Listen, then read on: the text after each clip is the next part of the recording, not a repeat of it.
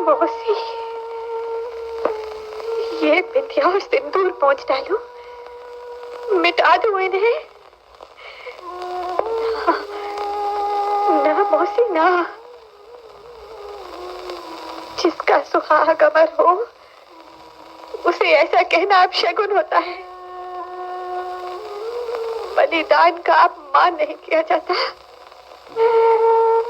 ये बिंदिया हमेशा रहेगी, ये सिंदूर हमेशा रहेगा। भारतीय सिने जगत की सबसे बुजुर्ग और महान आइकन, मृदुभाषी और शिष्ट, जितनी शोक उतनी बिंदास, जितनी चुलबुली उतनी ही गंभीर, जिन्होंने श्वेत श्याम से लेकर रंगीन फिल्मों के सुनहरे दौर में न सिर्फ अपने बेहतरीन अभिनय के जलवे बिखेरे बल्कि अभिनेत्रियों की छवि भी बदली।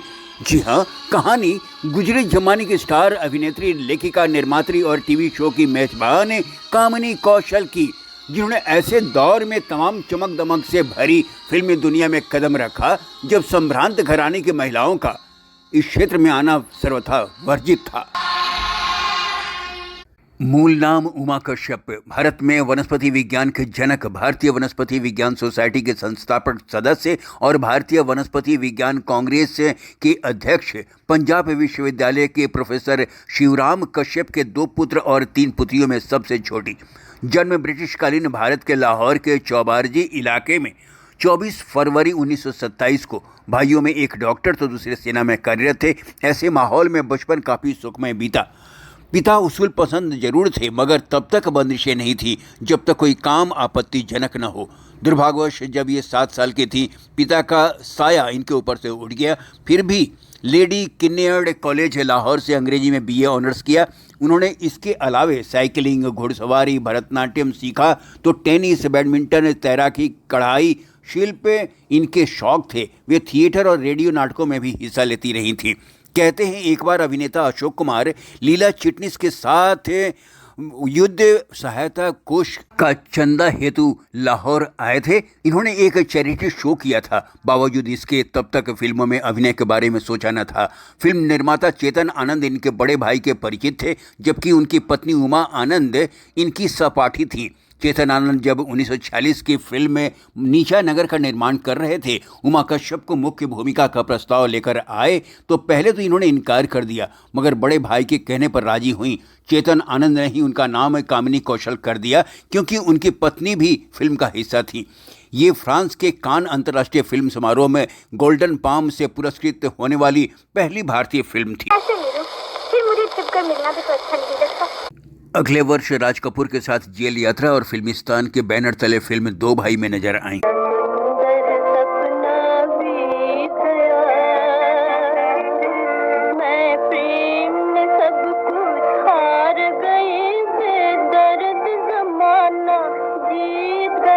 कामिनी कौशल की जीवन गाथा फिल्मों से कहीं अधिक नाटकीय रही। कठपुतली जैसे क्राफ्ट की शौकीन और कलांतर में इन पर आधारित टीवी शोज बनाने वाली ये अभिनेत्री खुद ही नियति के हाथों कठपुतली बन गई थी। दुर्भाग्यवश एक सड़क दुर्घटना में उनकी बड़ी बहन की मौत हो गई और उनकी 2 बेटियों की देखभाल की अपनी प्रतिबद्धता के कारण उन्होंने 1948 में अपने बहनोई बॉम्बे पोर्ट ट्रस्ट में मुख्य अभियंता BS सूद से शादी कर ली। शादी के बाद भी मुख्य नायिका के रूप में फिल्मों में काम करने वाली वे पहली सुशिक्षित नायिका थी। 1948 में ही राज कपूर के निर्माण, निर्देशन और अभिनीत फिल्म आग मेरी वजह से आपको जुर्माना हुआ। जुर्माना आपकी वजह से? मुझे से तो बातें करने पर आपको जुर्माना हुआ। दिलीप कुमार के साथ फिल्म शहीद। बदनाम ना हो जाए मोहब्बत का फसाना, तो दर्द भरे आंखों में नाना एवं नदिया के पार। तेरा चाहो ले चल नदिया के पार, मोरी रानी हो तुम ही मोरी प्राण अधा। और देवानंद के साथ जिद्दी।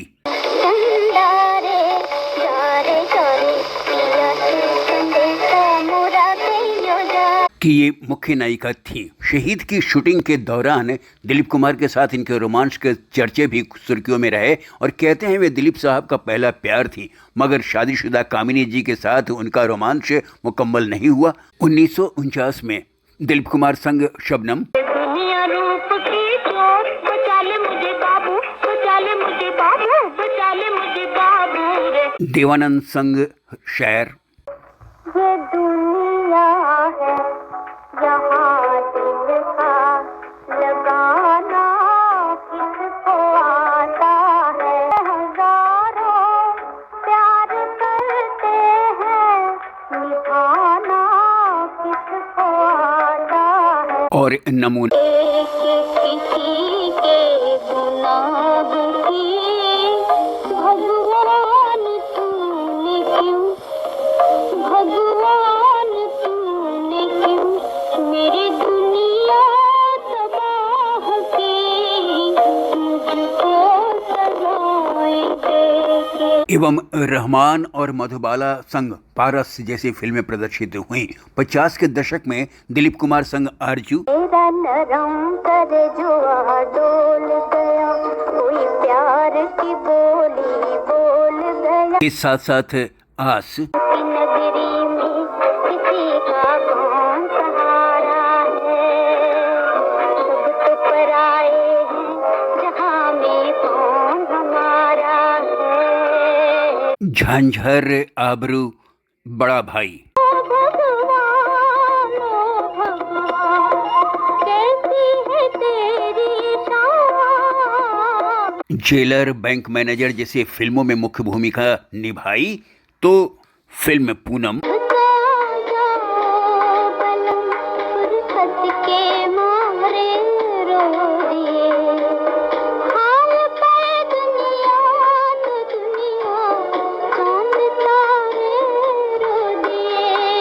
और नाइट क्लब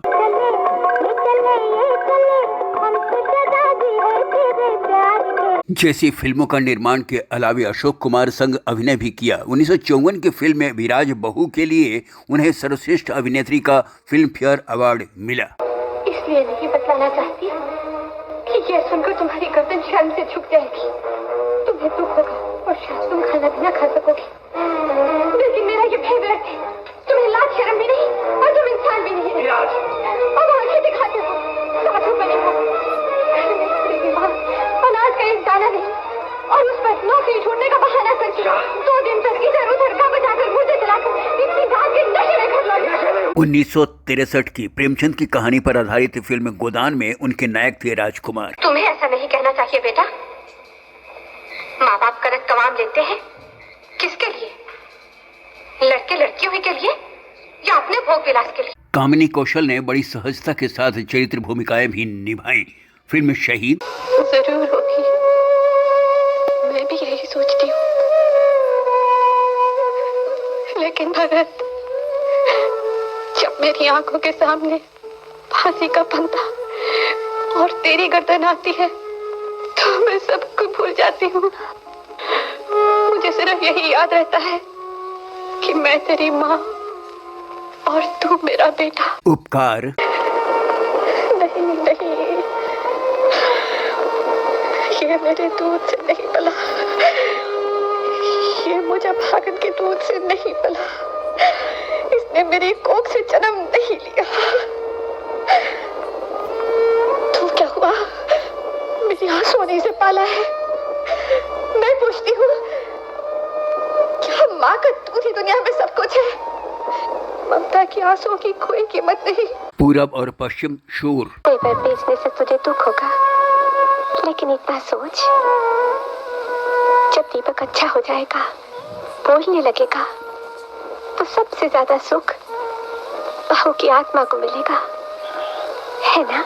रोटी, कपड़ा और मकान। भगवान मेरे भारत के दुख दूर करते, उसे नौकरी दिलवाते भगवान। सन्यासी, 10 नंबरी, संतोष में मनोज कुमार। तो फिल्म प्रेम नगर में राजेश खन्ना की मां की भूमिका निभाई।